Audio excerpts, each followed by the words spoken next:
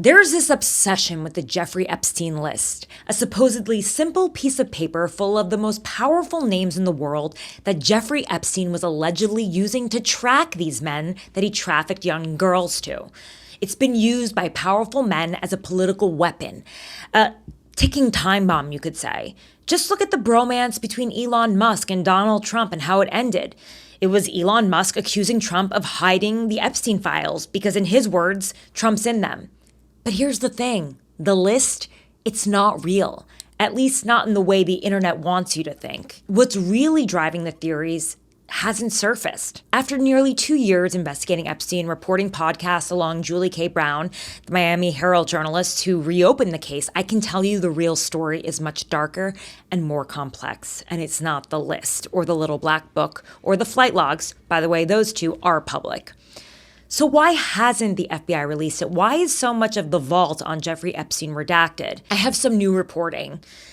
After recording this interview on the Young Turks with Cenk Uygur, I spoke to a senior law enforcement official who broke down for me what's actually redacted in this sealed case. And they explained to me why it hasn't been released, because a lot of it is being used for future prosecutions. And prosecutors know that they are going up against the richest people in the world who will have the best defense attorneys in the world. And they don't want to bring a case forward without preparing the best case they possibly can. They're also concerned that any new evidence that's released into the public can be used by Ghislaine Maxwell's lawyers to reopen her case. There's also the privacy concerns of the victims. Many of them were children at the time. They don't want this evidence out there. A lot of them chose to be Jane Does, come forward anonymously for a reason. The FBI declined to comment on the record. I did make 2 mistakes in this interview that I want to correct in full transparency, because sometimes speaking extemporaneously about a very complicated case, this can happen. I said that Les Wexner and Jeffrey Epstein had a tunnel connecting their houses. That was told to me by a source, but I've never been able to confirm it. I also said that when putting together Jeffrey Epstein's 2006 sweetheart deal, that prosecutors considered that he was a CIA informant. They considered that he was an FBI informant. But there is evidence to suggest that Jeffrey Epstein did speak with the CIA. There were CIA meetings found in Epstein's calendar, so there does seem to be some connection between the intelligence agency and Jeffrey Epstein. I know I sound very cautious, but there are just so many conspiracy theories in this case, and I want you to know that as a journalist, I'm here to lay out the facts for you, and I want you to feel comfortable with my reporting. Stick around.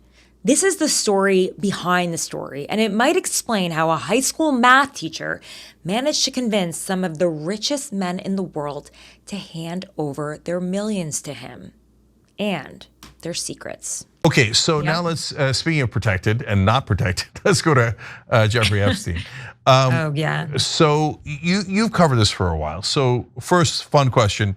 What do you think? Are the files relevant when we finally see them? Is there something real in the files?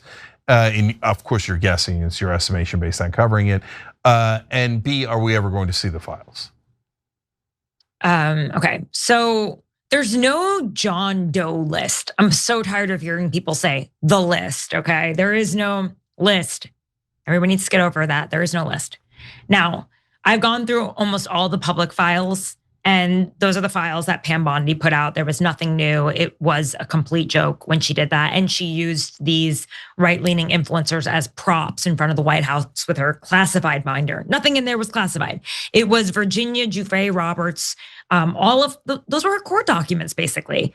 She's a very good friend of mine. I worked on the podcast with her, Broken, Jeffrey Epstein. Definitely check it out. We traveled all over and we found witnesses to corroborate her case and the case of so many others. And they ended up using it actually to prosecute Ghislaine Maxwell, the only person, by the way, who is behind bars right now, despite the fact that this is like the largest sex trafficking operation, maybe in our modern time right now. It's unclear, at least in America. But the point is that no one has paid the price for this. And there's absolutely evidence that hasn't been released. There's photographs, I'm sure. There are videos. The girls told me that they basically filmed everything. There were videos of everything. They were constantly collecting Kompromat. So I'm sure the FBI has that. Problem is there are minors, okay, involved in this.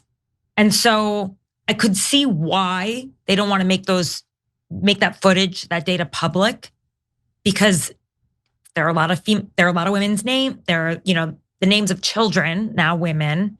There are graphic photos. I remember Virginia telling me that she was brought into the FBI and they saw a picture of her being raped by very prominent person. I don't want to mention it right now because, I feel uncomfortable speaking about her and her experience in her death, something that she didn't talk about publicly. But yeah, they have photographic evidence. That's probably what they're withholding, and the videos, that footage. They could certainly try to prosecute these people. Yeah, so a couple of things about that. I don't know what's stopping them. Some of the names that I've heard, I can understand why they're not prosecuting them. They're very powerful people. Yeah.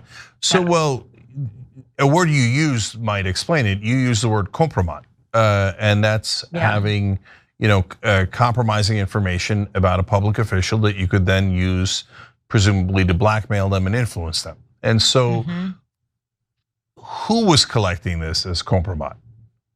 Oh, Epstein was. He was absolutely collecting it. Just Epstein, or do we think there was someone behind Epstein? Oh, you think Mossad? Is that what you're thinking? I know that he was helping the CIA. I remember seeing that in some of the data, in some of the documents, that he had offered some information to CIA. I don't know exactly what it was, but it was factored into his sweetheart deal. I mean, he did travel a lot. He was friends with Ehud Barak. He was constantly. He was constantly among powerful people. He picked up things and he passed it along, and that was a factor in his sweetheart deal. Do I think he also did that with other intelligence agencies? I don't think Epstein was a particularly upstanding gentleman. So I think, it's possible. I just don't have any. I've never had any data to suggest that or know anything about that. But I know that the people he spent time with certainly had those contacts. He knew people at the highest levels of many governments, and I could see them seeing him as being a useful person. I mean, it's really unclear to me how a guy who was a high school math teacher suddenly becomes a billionaire, right?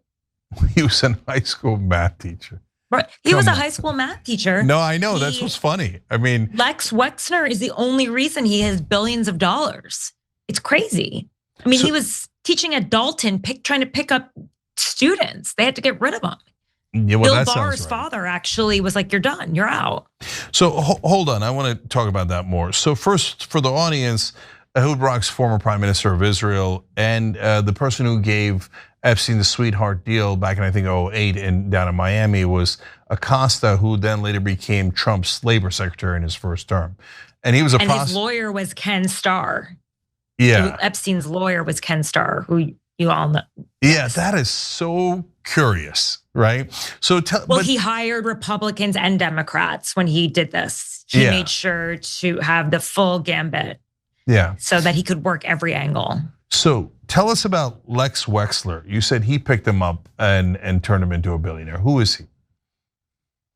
Les Wexner is the billionaire behind Victoria's Secret. He created Victoria's Secret, and now he's disgraced. I believe the board took it away from him, but I mean, he's obviously someone that Epstein would be attracted to. He's the man who creates Victoria's Secret angels, right? He had access to the runway show, the lifestyle, and they became very good friends. In fact, Jeffrey Epstein helped introduce Les to his wife, Abigail. And it's very weird because most people say that Les was not exactly a party animal. He wasn't like Jeffrey, who liked to be out and about. But they were very close to the point where they had houses right next to each other. And there was a tunnel that connected the two houses on the Upper East Side. And these were the largest mansions and Epstein bought Les's apartment for $20 million, markedly underrate, like underpriced. Their relationship was very weird, to the point where some people suggested that they might be lovers, that they were that close. Wow. Yeah. Well, the underground tunnel connecting their houses, I mean, especially knowing Epstein, I mean, that reeks of creepy. But if Les wasn't into that lifestyle, but somebody's collecting Kompromat, maybe connects to the people who were collecting the Kompromat. We don't know, I don't know, but it's impossible not to ask questions because there's the biggest bucket of Kompromat the world has ever seen. And the idea that the intelligence agencies would not be interested in that is preposterous. And then he shows up dead in a maximum security prison in America with the video camera not working in the hallway and the guards on break and his roommate removed. All right, so let me ask you that. I'm with you though. I think it's very suspicious. I'm not very conspiratorial. I'm really not. I try to live in the fact world, but there are a lot of coincidences in that story. I mean, and there was the cop from Long Island inside of the who people say, I mean, CBS News suggested he could have been paid off privately. Mm-hmm. So I don't know as much about that one. So look, for just real quick, so Tara, I said live on the air when we found out that he got killed. I said if the camera in the hallway is working, then it was a suicide. If the camera in the hallway was not working, then he was killed. And when and we found out later the camera isn't working, I'm like, there are no coincidences that large. Like the most valuable prisoner. And he bragged that he was Trump's boy, that Trump was his boy, and that he would never prosecute him. He did that just years before he was arrested. Yeah, and then all of a sudden he's so despondent that he's going to kill himself when he thinks Trump's never going to prosecute him. And by the way, there's a very good reason for believing that. They were friends for a long time. And when Ghislaine Maxwell was arrested and they asked Trump about it, he said twice that she's a very fine person. So again, he knows her. I mean, that is an unbelievable thing to say about the top groomer of our lifetimes. For the president to say that, it's just stunning. But tell me more about the cop. I'm happy you called her a groomer, by the way, because that is what she was. And she's often inappropriately and disrespectfully to these girls called a madam. And it's like, no, you cannot be a madam to a 14-year-old. They're children.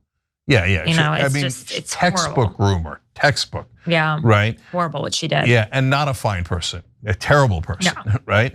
So, okay, so you were saying about the Long Island detective. Tell me more about that.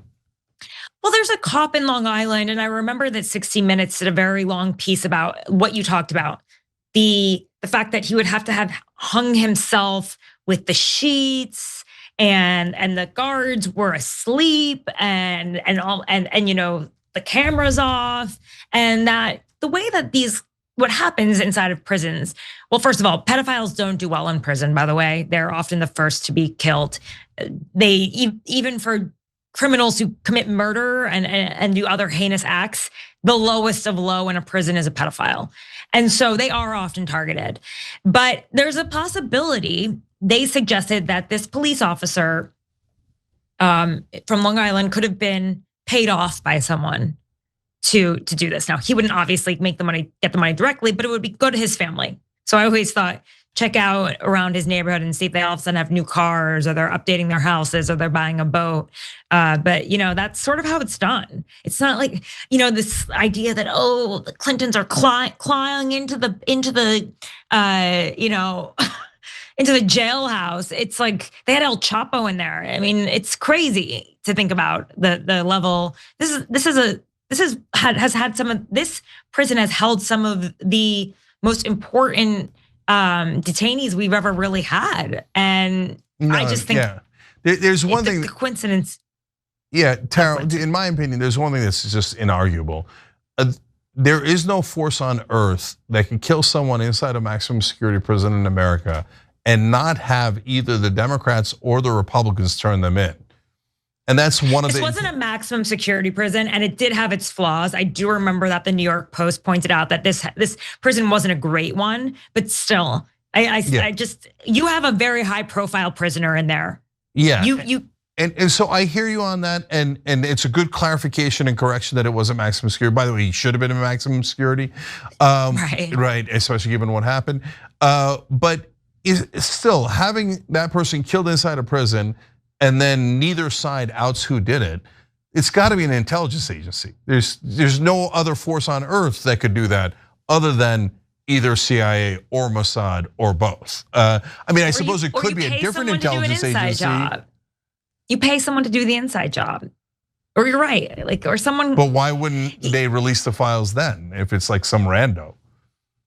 Like, no, who killed Epstein? Yeah. I think there's just, they're just really, really powerful people, I think. That are well, there you go.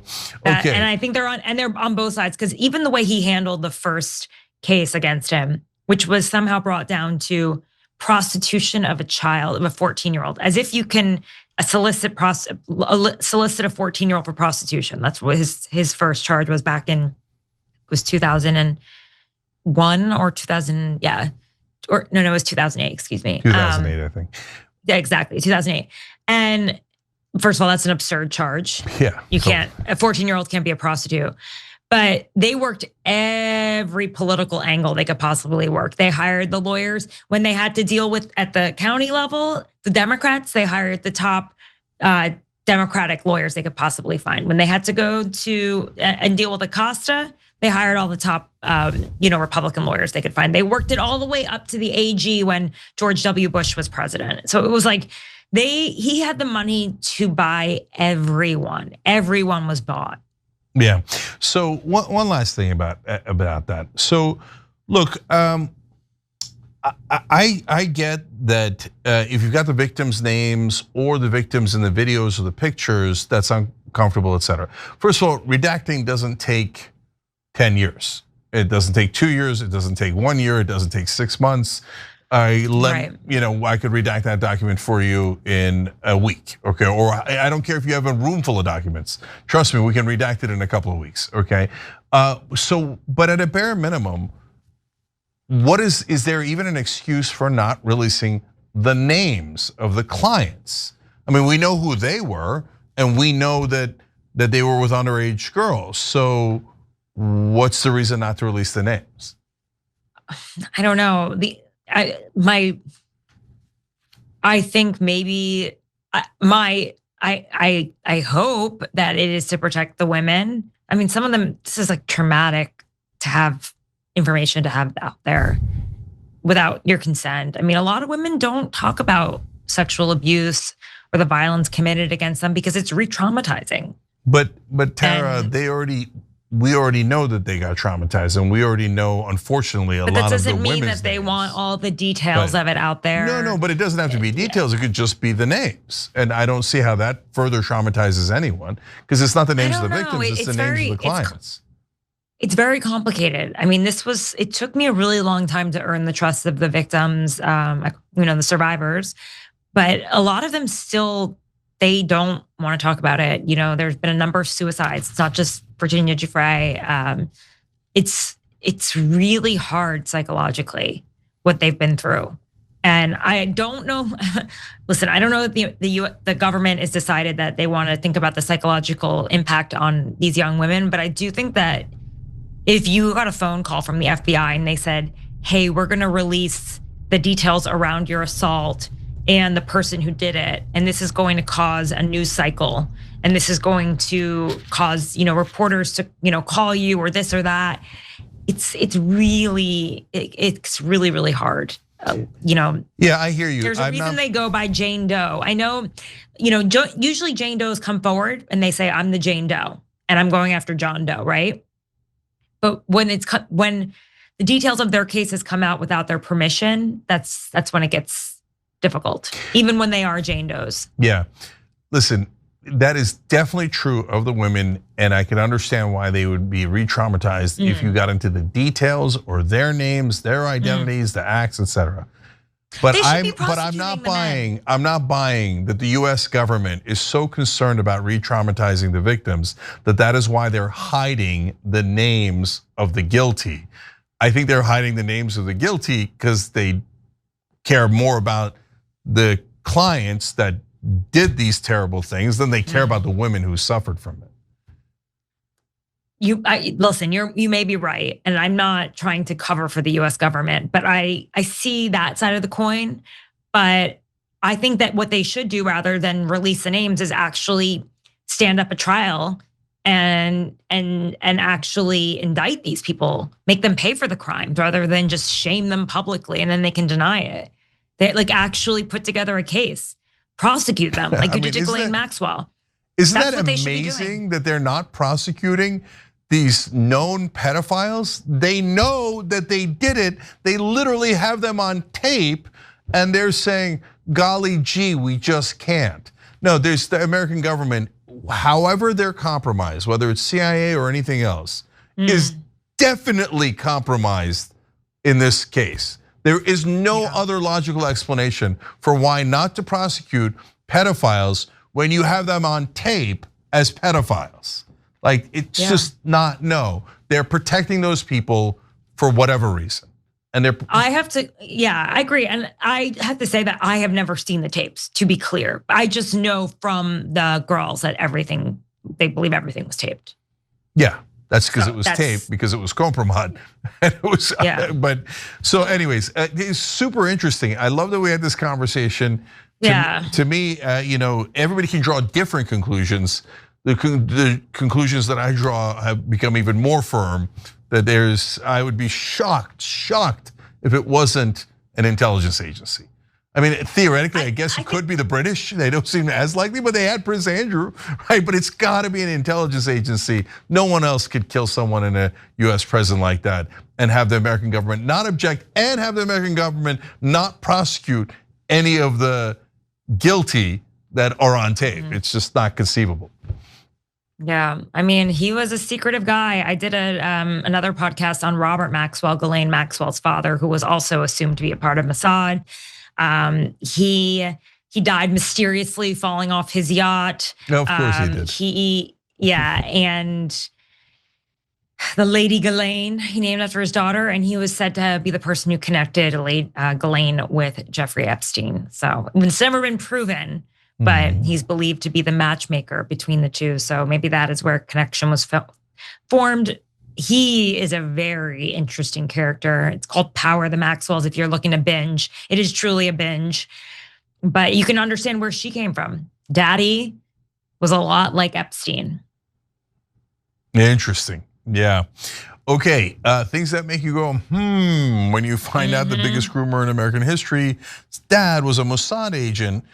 And then the rest of it kind of falls into place. All right, but you never know.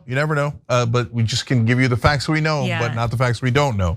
Okay, Tara's newsletter is called The Red Letter on Substack, and her show is the Tara Palmeri Show.